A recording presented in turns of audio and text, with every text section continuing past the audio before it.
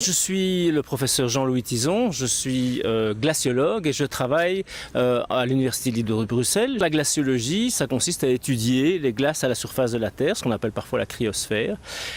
Et bien dans ces glaces naturelles, on trouve les glaciers de montagne, les grandes calottes glaciaires comme le Groenland en hémisphère nord et l'Antarctique en hémisphère sud. On trouve aussi évidemment l'océan gelé, la banquise et finalement aussi les glaces qui se forment en profondeur dans le sol dans les régions de haute latitude. La cryosphère est importante à deux égards en ce qui concerne l'évolution du climat. D'abord, la glace est un acteur du climat, c'est-à-dire qu'avec les superficies qu'elle occupe, la glace continentale occupe plus de 15 millions de kilomètres carrés à la surface du globe. La glace de banquise, l'océan gelé, occupe à son maximum à peu près 28 millions de kilomètres carrés, c'est-à-dire l'équivalent de la superficie des déserts à la surface du globe. Donc ce sont des écosystèmes qui comptent à la surface du globe et qui vont jouer un rôle très important dans le fonctionnement du système Terre et donc du climat. Donc ça c'est le premier rôle, c'est le rôle d'acteur.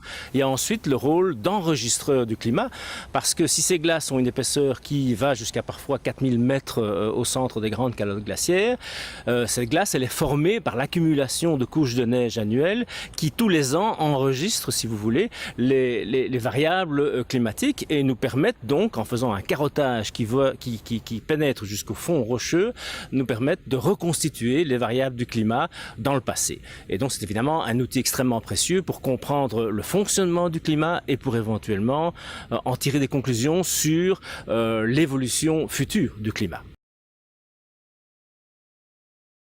D'abord, de par leur étendue et de par leurs propriétés, notamment ce qu'on appelle leur albédo, c'est-à-dire leurs propriétés réfléchissantes, les grandes masses de glace à la surface de la Terre, qu'elles soient sur le continent ou qu'elles soient sur l'océan, vont renvoyer une partie de l'énergie incidente à la surface du globe vers l'espace et donc contribuer, si on veut, dans la balance énergétique, vont contribuer à refroidir le système Terre. Donc ça, c'est une première grande conséquence. Un deuxième rôle important, si vous voulez, c'est le fait que quand ces glaces se forment, elles se stockent sur les continents sous forme d'eau gelée. Mais évidemment, si le climat se réchauffe, cette glace va être remobilisée sous forme liquide, va repartir vers les océans et va contribuer au relèvement du niveau marin. Autre conséquence importante évidemment pour l'humanité. Troisième conséquence possible, lorsque la banquise par exemple se forme dans l'océan, elle va refroidir les eaux sous-jacentes et contribuer à la circulation océanique globale, ce qu'on appelle le fameux tapis roulant océanique, qui est un des grands facteurs par lequel on arrive à redistribuer l'énergie à la surface de la Terre. Et donc, si ce système est déstabilisé, eh bien, la redistribution de l'énergie, elle aussi, sera déstabilisée. Un quatrième exemple qu'on peut donner, un peu plus spécifique si on veut, aussi dans le cadre de la banquise. Cette banquise abrite, si vous voulez, toute une faune, toute une flore, des micro-organismes si on veut, mais sur des très très grandes surfaces, et donc ces micro-organismes vont par exemple faire la photosynthèse. On va y trouver des algues dans cette banquise, et cette photosynthèse va être un des puits naturels du dioxyde de carbone, qu'il soit anthropique ou qu'il soit naturel, mais donc qui va jouer un rôle important évidemment dans le cadre d'un climat où le dioxyde de carbone est en hausse lié à l'activité humaine. L'intérêt des grands carottages glaciaires dans les régions continentales, donc dans les grandes calottes glaciaires, c'est qu'on peut remonter en fait près d'1 million d'années dans le temps justement en carottant jusqu'aux grandes profondeurs, plus de 3000 mètres, et en reconstituant les propriétés physiques et chimiques de ces glaces qui se sont accumulées d'année en année à la surface du globe.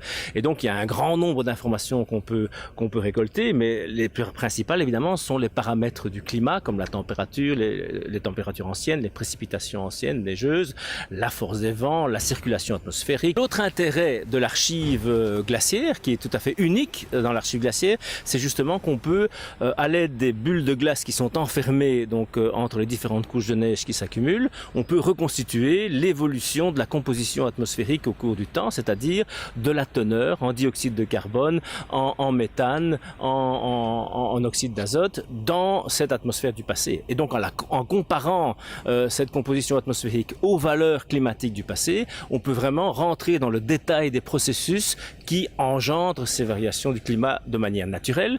On peut alors introduire ces processus dans des modèles mathématiques qui vont nous aider à faire des projections sur l'évolution future du climat. Alors vous m'auriez posé la question il y a 25 ans, ou quand j'ai commencé à travailler sur ces problèmes, j'aurais probablement pas répondu de la même façon que je vais répondre aujourd'hui. Je crois qu'en effet, depuis une dizaine d'années, l'accumulation des symptômes dans tous les domaines de la science, au niveau de cette évolution du climat, avec des changements qui sont très probablement d'origine anthropique, eh bien, on ne peut pas ne pas être inquiet pour l'évolution de notre climat. Un des premiers problèmes, c'est que les gens sont concernés, mais pas assez rapidement, probablement, par rapport aux urgences, des décisions à prendre. L'autre élément est évidemment l'aspect politique. C'est un problème qui devient sociétal, donc, et global et universel, donc, avec une dimension politique importante. Et je crois que le gros challenge auquel nous faisons face maintenant, c'est d'arriver à mettre d'accord à la fois les pays industrialisés et les pays en voie de développement, parfois même très rapides, sur des solutions de mitigation. Au minimum, en tout cas, je pense que ce qu'il faut essayer d'arriver à faire, c'est à ce que les arrangements qui ont été pris lors de la COP 21 à Paris soient réellement tenus, soient aussi validés temporellement, c'est-à-dire avec des échéances bien précises au niveau des engagements, et ce par tous les pays parties prenantes. Par exemple, pour ma part, moi, j'ai pris la décision de venir en train tous les jours donc au travail, dans la mesure de ma possibilité. Tout à fait exceptionnellement, je dois parfois prendre ma voiture pour transporter du matériel, des choses comme ça. Mais donc, j'essaye de prendre les transports en commun. Je suis très content aussi parce que, par exemple, s'il m'arrive d'oublier d'éteindre les appareils électroniques ou les lumières chez moi, ben mes filles elles-mêmes me le signalent et le font derrière moi. Donc ça, c'est pour moi le signe que il y a dans l'enseignement aussi des choses qui bougent. Et ça me rassure, ça veut dire qu'en effet, de plus en plus de gens sont conscients qu'il faut essayer de faire un maximum. On essaye aussi de ne pas trop forcer sur le chauffage dans les habitations. Voilà, donc les recommandations habituelles, mais qui en effet comptent énormément au jour le jour.